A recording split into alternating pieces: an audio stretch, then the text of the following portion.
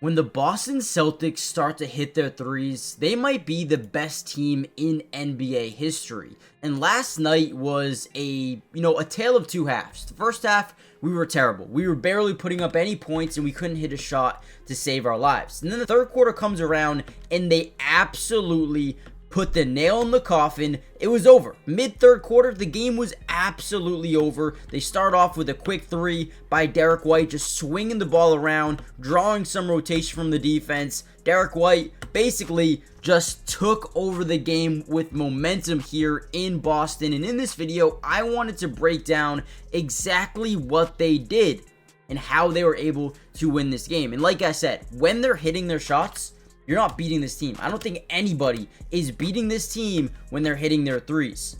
Now, before we dive into some film, before we break down how the Celtics were able to demoralize the Raptors within 5 minutes of action, do me a favor and comment down below, what do you think the Celtics need to do next, whether it's signing a player, trading for a player, or team chemistry? What do they need to do next in order to kind of cement themselves as favorites to win it all once again? Hit the like button and let's dive into some film. All right, here's a cool play. We're going to swing it over to Jason Tatum. We're going to get this high pick and roll with Al Horford and Tatum. Now, whenever you're the opposing big man, you're really put in a tough situation because Al, he can either, dive to the basket, he can leak out to the three-point line, or he could just continue to set the screen, right? So as we set this screen, if you're Jakob Poeltl and you're going up against Jason Tatum, you most likely should be over this three-point line, right? Kind of daring him to just drive by you, create this rotation. We don't want Jason Tatum getting open threes, right? If you're the defense, if you're the Celtics, right? Like if you're a Celtics fan like me, oh yeah, thank you. We'll take it all day, every day. So the first thing Tatum notices is, look how Jakob, he's not playing over that three-point line. He's kind of backed up, and you're giving Tatum a little bit too much space here. Tatum is a really good playmaker, and if you give him this space, it's easy for him. He's got those blinders, and once that first one falls, again, good luck. You're probably screwed, right? And that was, Derek White's was the first, but once this one fell, things started to really fall into the Celtics' direction. All right, here we go again. I'm going to get another screen here from Al Horford to Jason Tatum. Like we said, once you hit that first shot, he's feeling good. So we're going to, kind of move a little bit, right? At first, we look like we're going to get a screen this way, but now we're going to turn it around. Now we're going to set a screen this way, have them just pop out from it, and see what Scotty Barnes does. See what Jakob Poeltl does. Now, Al is a really good screen setter. As we can see here, Scotty Barnes not able to get around the screen. We have no rotation by Jakob Poeltl, man. He's sick of it. He's like, hey, get me as far away from Jason Tatum as possible. I'm not going to help out. Tatum actually takes his time, puts up a three, gets it to go with the soft contest by Scotty, and none of this happens without big Al Horford, man. Such a big X factor to this team still, even without Kristaps Porzingis. Now, I know the Celtics have struggled as of late getting and stacking up wins, but again, going through a little bit of a slump. Once they get out of it, they're going to turn into one of the best teams in the NBA history once again. I'm not too nervous about little losses here and there because once the playoff starts, that's when the motivation for these guys is really going to come back. All right here is one of my favorite plays of the game. It really showcases the Celtic style of play, the ball movement, extra pass, right? Keep moving it. Someone is going to be open, right? Initially, we see 3-4 guys crowded into this painted area. Whenever you can have that rotation from a defense, you have to know someone is going to be open, right? So that's kind of what the Celtics do on this play specifically. We're going to kick it out to Derek White. Boom. Now we get rotation from that strong side. We get a blitz from the top of the key here. Tatum's open. We're going to get rotation here. Watch how we just set up. We're going to spread the floor. We're going to move guys open. Now we get a double team. We're going to kick it back over to Al. Right now they're going to, again, send the blitz. They're going to double team once again. We're just going to continue to move this ball. Right? They get lost. Drew Holiday, wide open three. And again, we could have kicked it one more time to Jason Tatum, who was at the top of the perimeter. But either way, we get an open three. And if you watch this game at all, the Celtics were able to get open shots. They just weren't able to hit a lot of them. In the second half, that completely changed.